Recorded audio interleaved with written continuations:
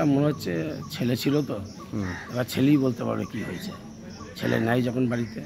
কালকে ছিল? হ্যাঁ, কালকে ছেলে বলছে ঈশার নামাজ পড়েছে, তারপরে ভোরবেলা থেকে নাই।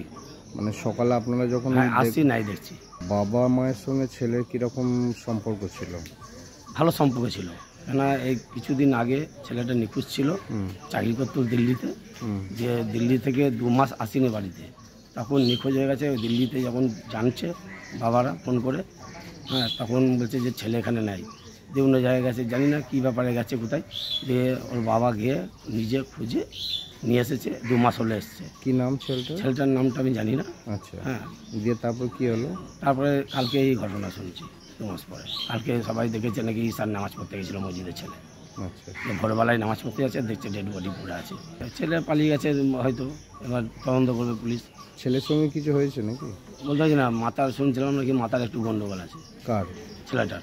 আমি সত্যি কথা বলতে যখন এলাম তখন দেখলাম পুলিশ আপনার ওনার যে বাড়ির সামনেই রাস্তার উপরেই ওনাদের দুজনের বডি আর কি পড়েছিলেন, স্বামী স্ত্রী, গলা কাটা অবস্থায়। পুলিশ তুলে নিয়ে চলে যাচ্ছে, ব্যাস ওইটাই আমি দেখেছি। কি মনে হচ্ছে এটা দেখে মনে হচ্ছে খুন, বাট খুনকে করেছে বা কিছু, এগুলো তো এখন তদন্ত সাপেক্ষ, পুলিশ তদন্ত করছে।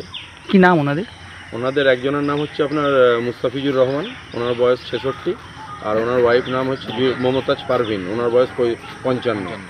কোনো শত্রু বা কিছু আছে এরকম? না, তথ্য কিছু সেরকম নেই। তা যে জায়গাটায় ওনারা মার্ডার হয়েছেন ওটা আপনার পুলিশ চক আউট করেছে, টোটালি ঘিরে রেখেছে, আর বডি আপনার পুলিশই তুলে নিয়ে চলে গেছে পঞ্চনামার জন্য। কি করতেন যিনি?